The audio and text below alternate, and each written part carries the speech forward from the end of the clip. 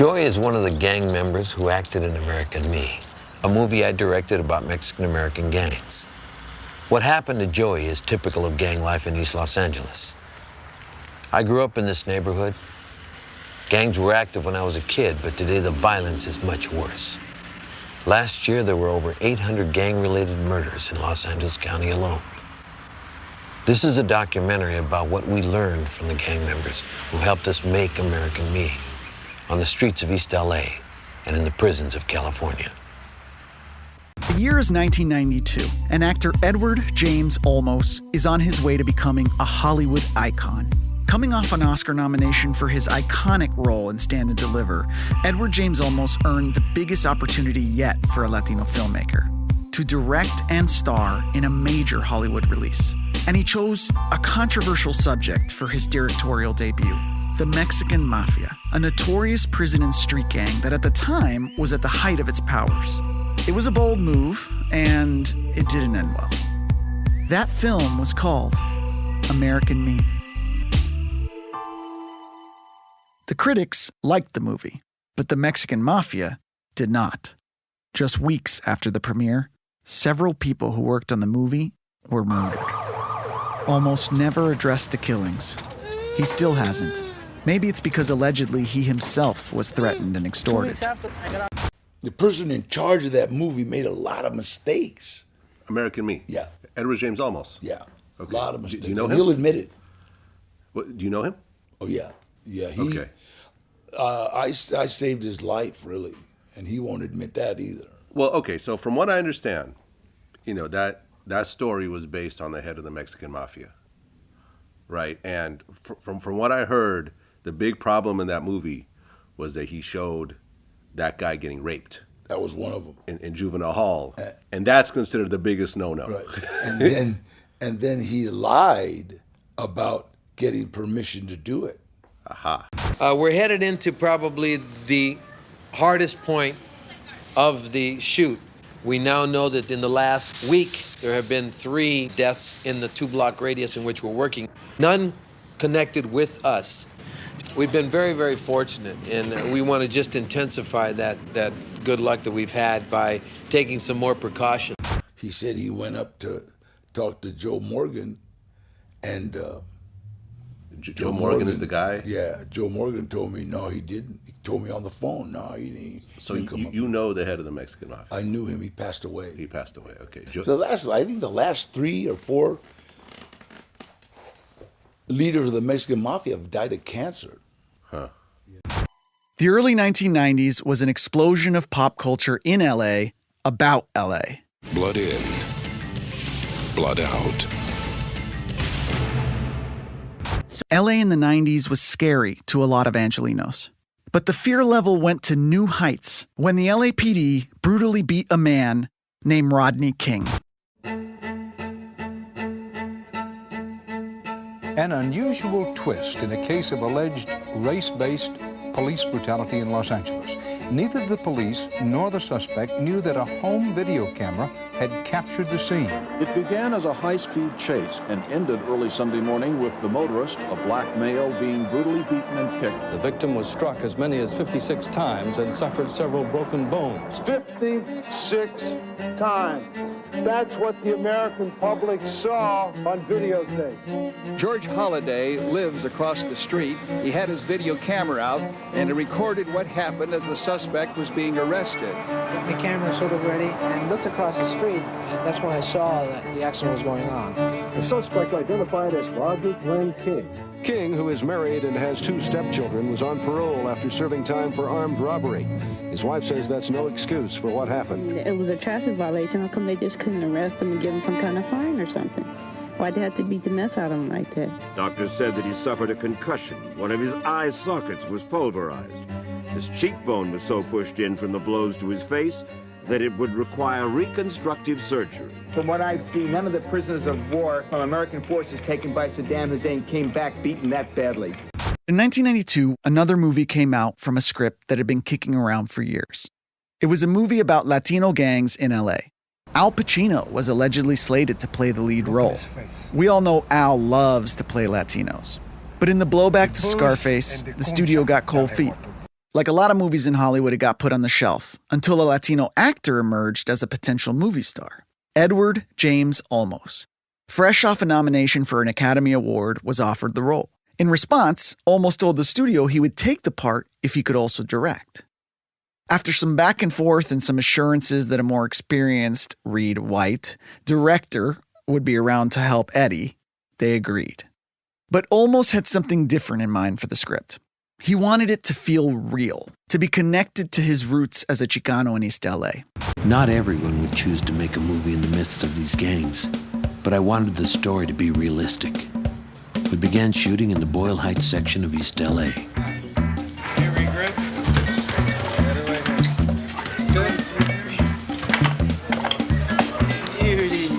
Right below this mailbox and below that window. Back up.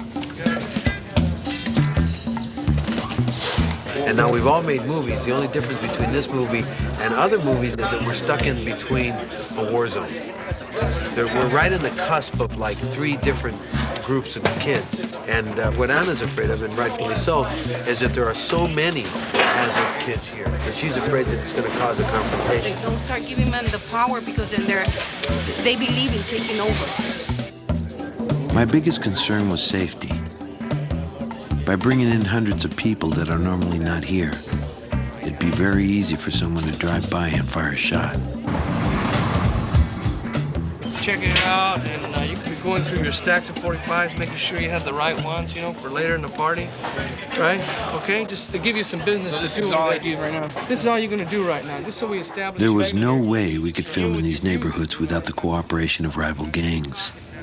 After weeks of negotiation, they agreed to a truce, and many became actors in the movie. Acting like it don't hurt, you know what I mean? But it hurts, and you're watching it, and you're sitting there going, "Ya sabes," okay? And action. The Primera lives, that's it. It lives through us. It gives to us. It is us. It's more than that's all we got. It's all we've ever had. When I first heard that other gangs were gonna be up here, I was feeling like, are we gonna fight in the thing or we're gonna film? But they're sitting with us and eating with us. We know that they're there and they know that we're here. We're taking it as professionally right now, and we're sitting at the same table. They're just right there. They're here together. They're working from 5 o'clock in the evening to 5 o'clock in the morning. It's real stressful. It's real heavy. They become sleepy, irritated, and but yet it has continued on. This is their second day. Everybody came but one. Ana Lizárraga. She's a former gang member who now works to keep kids out of gangs. She's lost several family members to gang violence. How many have you got from Hazard? Her job was keeping peace on the set. We have hired the kid that might just have been out of jail for 3 days and needed a job. We hired the kid that was pulling out of a game but didn't have the tools to pull out of the game. So they have a different experience. They're real excited in making this movie because each one of them had a role in a part. And to address what he felt was tearing his community apart, gang violence. But to do that, he did something that many people thought was brave, but others thought was reckless. The Aryan Brotherhood and the Black Guerrilla family shared the yard. But Folsom belonged to us, the oldest clica, La M, the Mexican Mafia. He made the movie about a real gang. One of the most intimidating and dangerous prison and street gangs of all time, the Mexican Mafia, aka La M. In California this week, federal prosecutors are trying to do something that no law enforcement agency has been able to do: break up one of the nation's most violent prison gangs. On trial, facing racketeering charges, are 13 leaders of a group known as La M, Spanish for the letter M, which stands for Mexican Mafia. But in this case, it also stands for murder. ABC's Ken Kashiwahara has had a rare opportunity to see the gang at work. As gangland executions go, this one was especially vicious. 5 people shot to death, including a 5-year-old and a baby.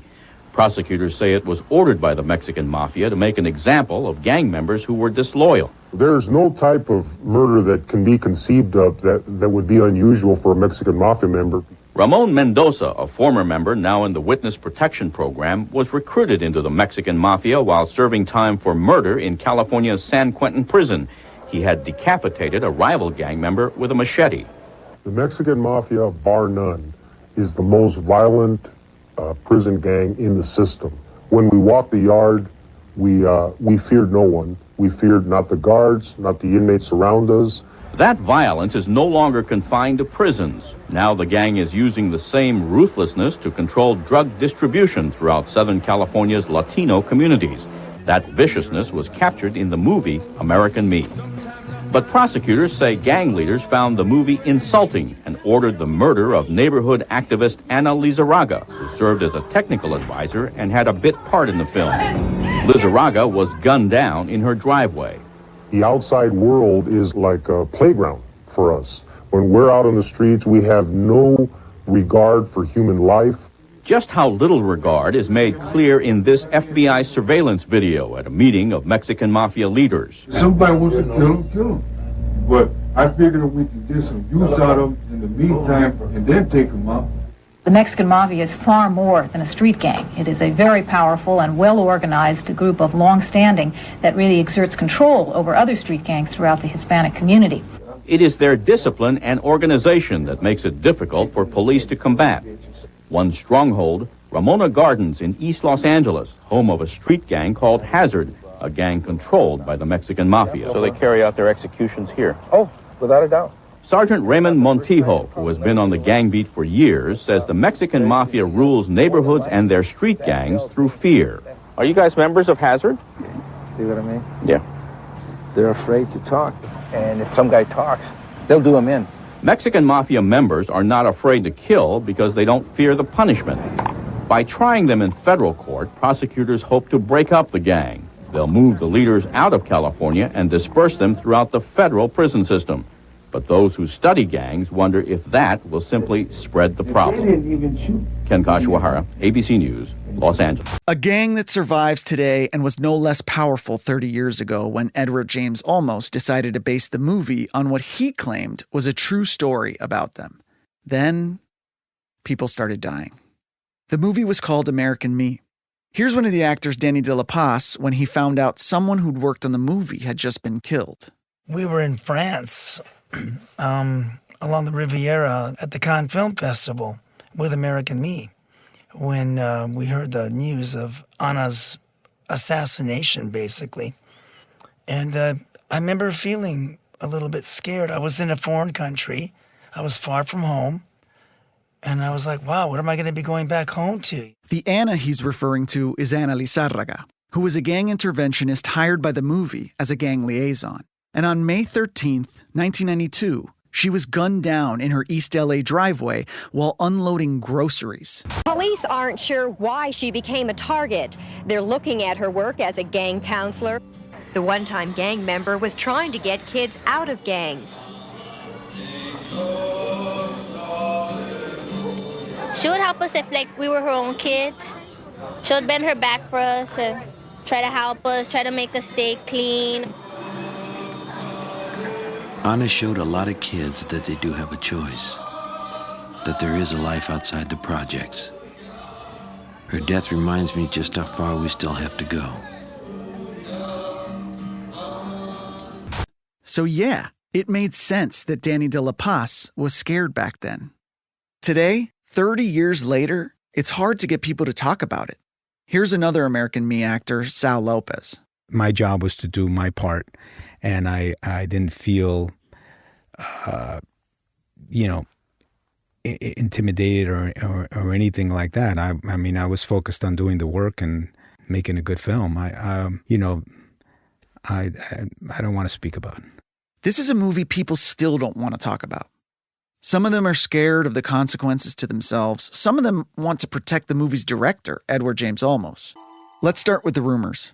Even today, people are still afraid to talk about this movie. We had people cancel interviews or refuse to talk on the record.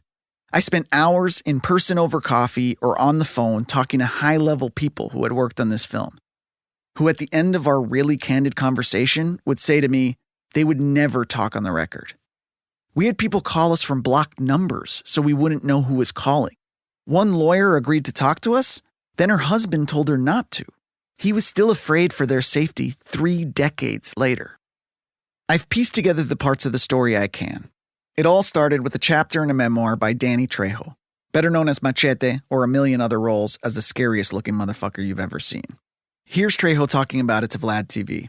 The person in charge of that movie made a lot of mistakes.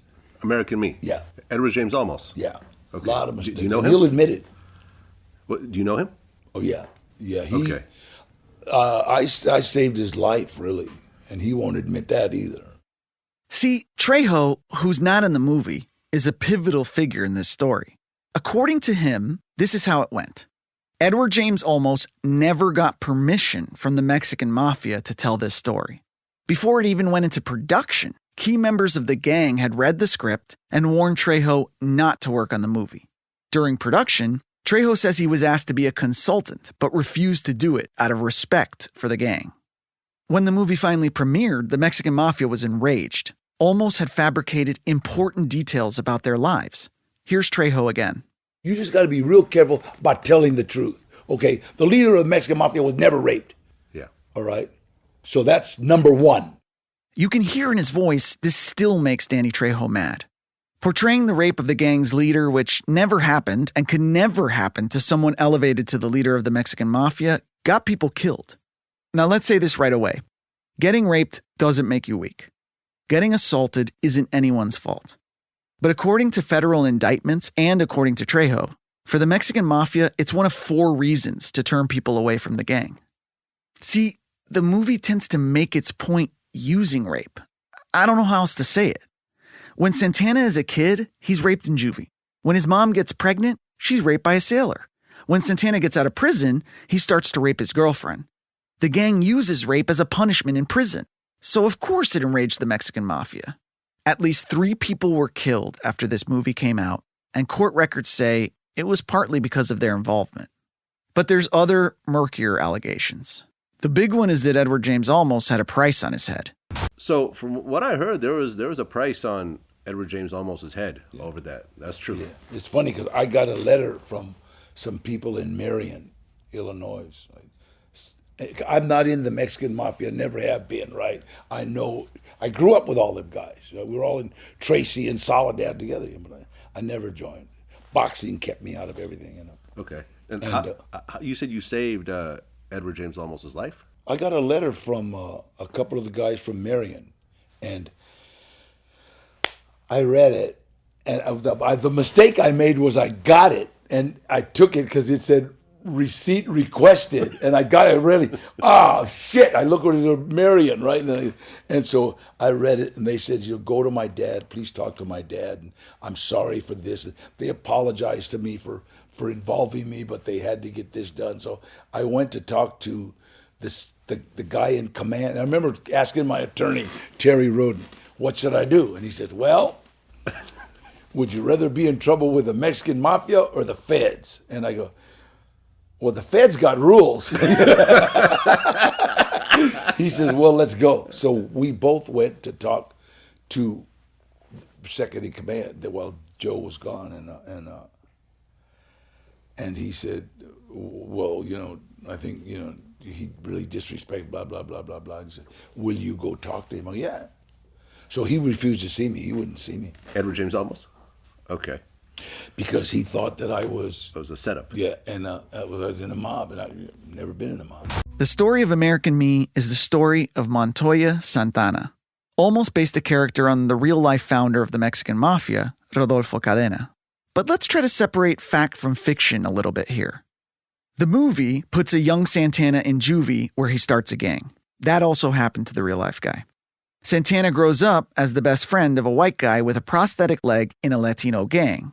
That's also based on real life. And Santana gets stabbed to death and thrown off a railing in prison. That's what happened to Cadena. From reporting, Trejo's book, court records, and the stuff we learned in interviews and on background, it seems like the Mexican Mafia took exception with their portrayal in this movie. Remember that white guy with the fake leg? His name is Joe Morgan, and he filed a lawsuit in 1993 against Edward James Olmos and the studio, Universal. He said the movie, quote, invaded his right to privacy by appropriating his likeness and life story, end quote. What that means is the movie stole his life story, lied about him in that life story, then profited. Here's his lawyer, Milton Grimes.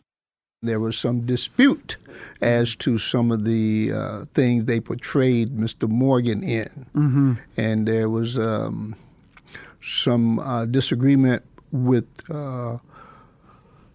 people that were knowledgeable or involved in the Mexican Association, and they disagreed with some of the portrayals in there of Mr. Morgan, and some disputes and disagreements came out of that, and that's what happened. Joe's nickname was Pegleg for obvious reasons. He claimed in the lawsuit that his character committed several murders that the real-life Joe Morgan was never charged with. He said his kids and his grandkids would see the movie and think it was all true. Rather than being a terror or a monster that would attack and I was supposed to shiver in front of, I remember him being a mild-mannered grandfatherly type, to be honest with you. The monster was not there. And I have to admit that I had some concerns with meeting the infamous Joe Morgan. Only exhibit that Morgan's legal team entered into evidence was a VHS copy of American Me.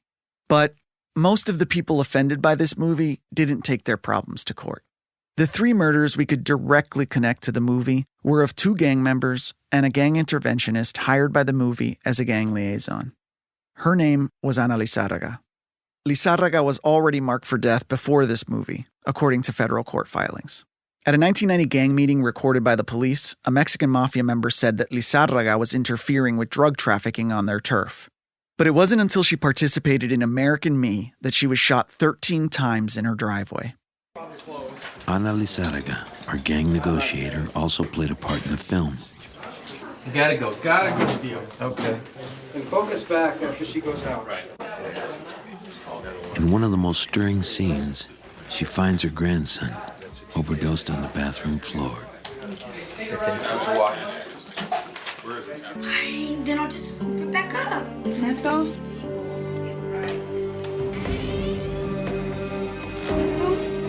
Mama! Mama! Mama! Mama! Mama! Call an ambulance! Get me to the ambulance! No! What are you doing? You stupid shit! Wake up!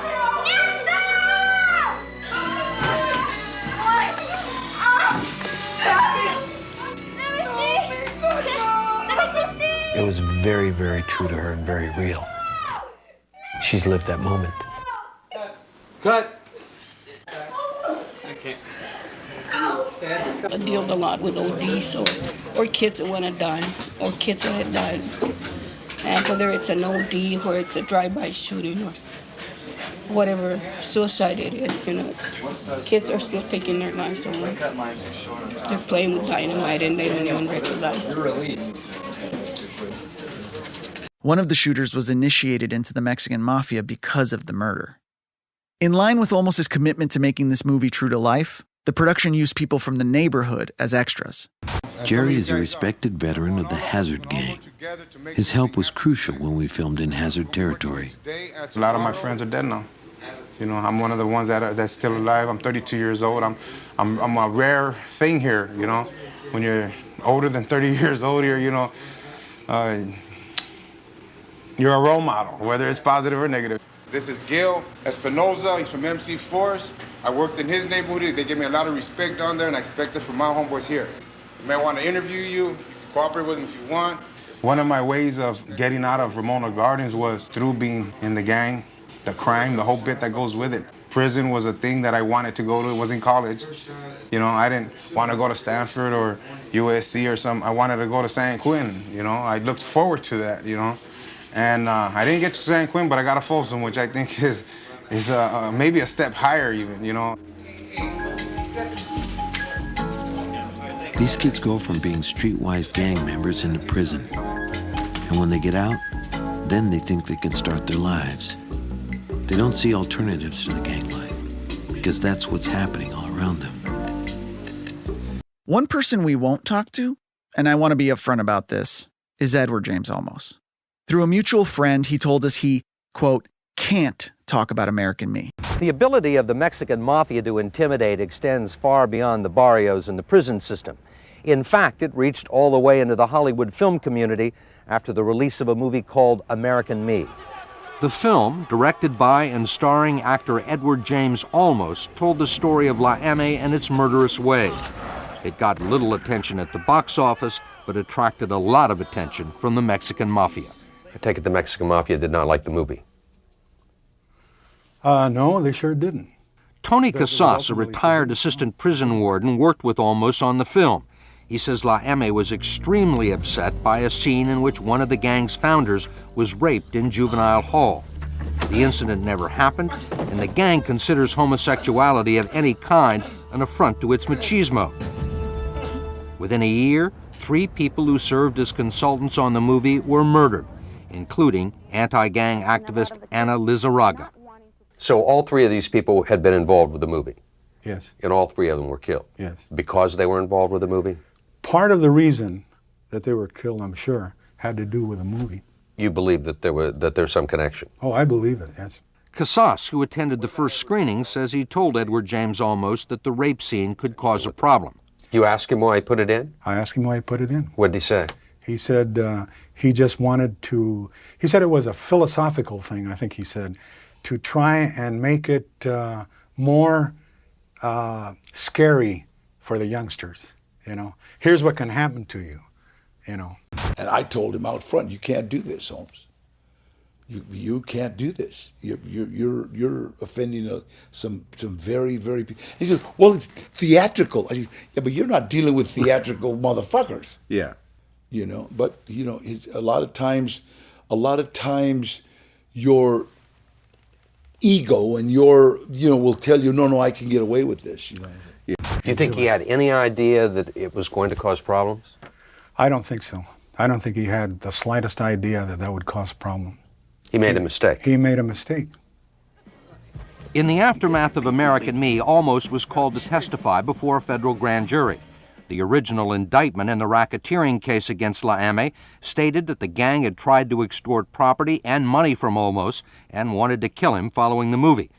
According to law enforcement sources, the extortion count was dropped from the indictment when the actor indicated he had nothing to say regarding the threats against him. He has also refused to talk to us about the case. When American Me went into production, Edward James Olmos was on a roll. Blade Runner, Miami Vice, and of course, Stand and Deliver, which got him an Oscar nom, and probably more importantly to him, positioned him as a role model for the community. It helps to release an incredible amount of negative feelings that one might have about the situation, and you start becoming part of the solution instead of part of the problem. Like many actors at the height of his fame, Olmos wanted to direct. And he picked this script, a script about a gang. That's not totally unexpected after the success Italian-American filmmakers had seen with The Godfather and Goodfellas. Who didn't watch those 2 movies and wish they were part of the mob? I certainly did. When Andy Garcia became The Godfather, I felt like I'd been made. But American Me was supposed to be about how the gangster life is a total fantasy. A nightmare, really. In that way, the story of American Me is a success. But the story of American Me is also a failure. Because the movie that was intended to prevent gang violence instead caused more of it. Here's actor Jacob Vargas. Do you see any irony in a film that was intended to stop gang violence? Maybe it actually recruited more people to it. I mean, I guess there is some irony in that, but I feel like I'm sure it probably stopped a few kids. You know, like I'm sure a lot of people will see that and say, "Hey, I don't want any part of that as well."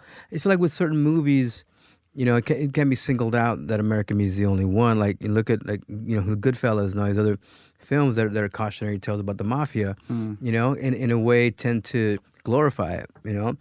And they just because, you know, these actors did a really good job and all these characters were cool and you know, Santana was like a cool dude and, you know, he was in charge and you know, held a lot of power.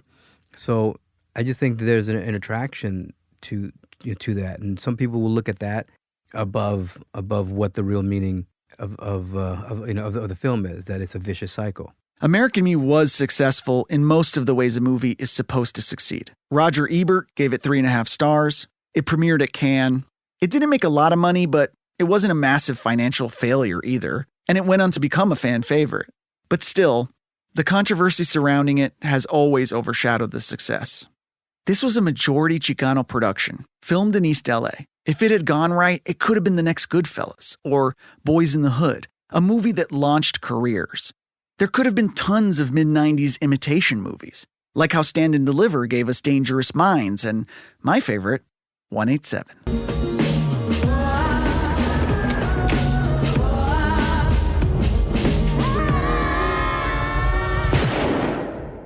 But most of all, Edward James Olmos could have become our Robert De Niro and our Martin Scorsese. Don't get me wrong, he's a huge success. He has a career anyone would be proud of, but that what if bothers me. Especially when Latinos make up 1 in 5 Americans, but only 1 in 20 actors on screen. About a month after American Me premiered, an uprising broke out across LA. Stores burned, people were scared. It was the result of racial tensions and police brutality in the powder keg that was Los Angeles in the early 1990s. People complain today about how crime is on the rise, but that's only true if you look at the last 2 years. Today, about 1 in 20,000 people is killed each year in LA. In the early 90s, it was 1 in 5,000 people, 4 times higher. Joe Biden, who was a senator back then, called 1992 the most violent period in American history. We're in the worst period of violent crime in the entire history of this great country. 90,000 Americans will have been murdered in the first term of this administration. 90,000 Americans murdered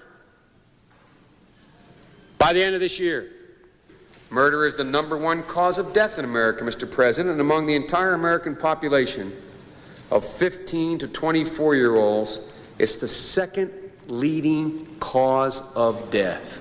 Writer Eric Galindo was in elementary school when he saw smoke from the fires caused by the so-called LA riots. And I remember one day, like, the teachers were just like, they took us all out to like the field, you know, and we could see they were burning Somerset, which was Compton Boulevard at the time. And our school was like, I don't know, it was definitely walking distance from like the little liquor stores that were getting burnt down the street. And you could see the fire. We're waiting for our parents, what was happening. But as soon as we started seeing the smoke get really close to us, they just had us run. And I remember running and being so afraid because, you know, by this time, the riots had been going on for a minute, and I had heard stories of the police shooting people who were just running, you know. And I remember running and being afraid that I was going to get shot by a cop, thinking I had stolen some shit, you know.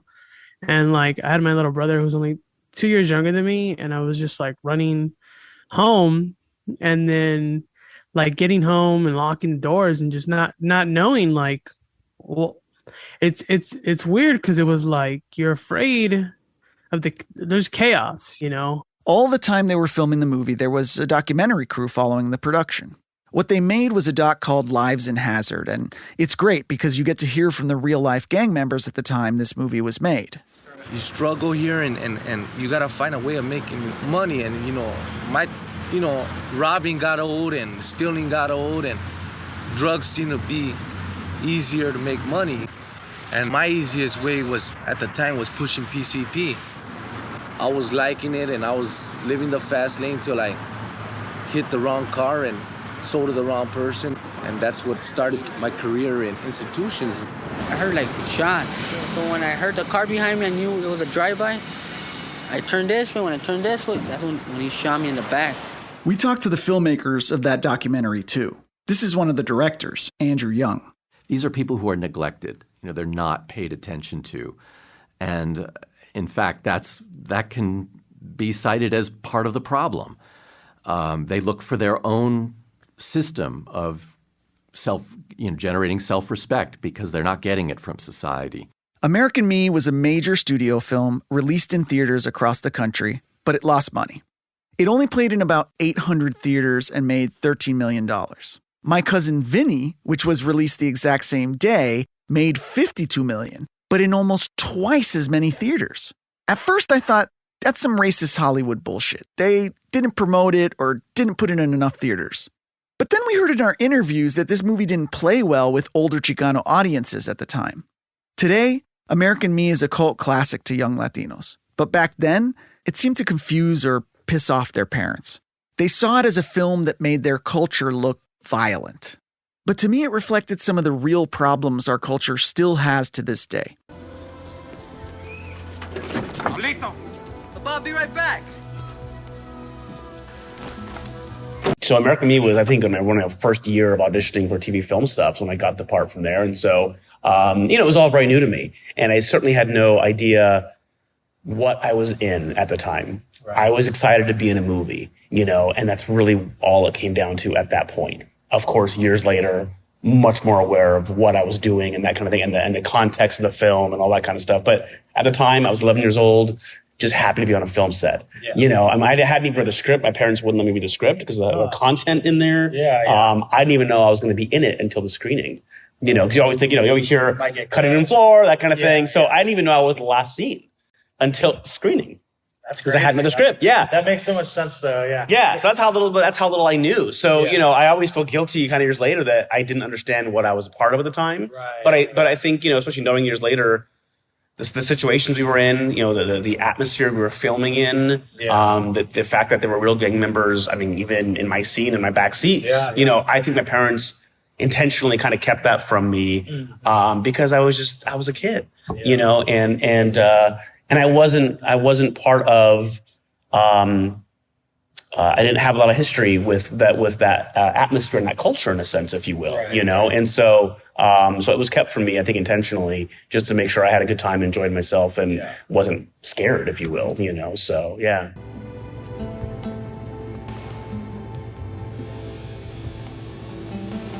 Which one, Esther? Don't matter. Fuck it, Holmes. La Primera lives!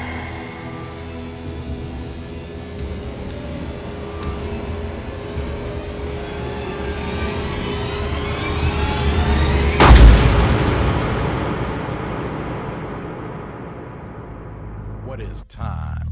Time is when a man is trying to make time with your woman, but you doing time behind bars and your time is standing still.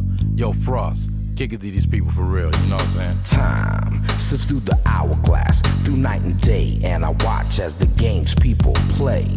It's like do unto others, then split. And if you can't back up what you say, then you ain't shit. I've seen the manifestations of the street, so I can manifest what I see on a drum beat. Like just last night. Yo, what happened, man? I watched these two vatos get in a crazy fight. One of them was quick to pull a knife. He stabbed him in the heart, and now he's doing life in prison at the age of 21. Living on death row, cause he couldn't let go. Caught in the web of violence. Roll deep when they creep, and move in silence of the lambs. Yo. A tattooed teardrop as the iron gates slam. Ain't no sunshine. Ain't no sunshine. Ain't no sunshine. Ain't no sunshine. Ain't no sunshine.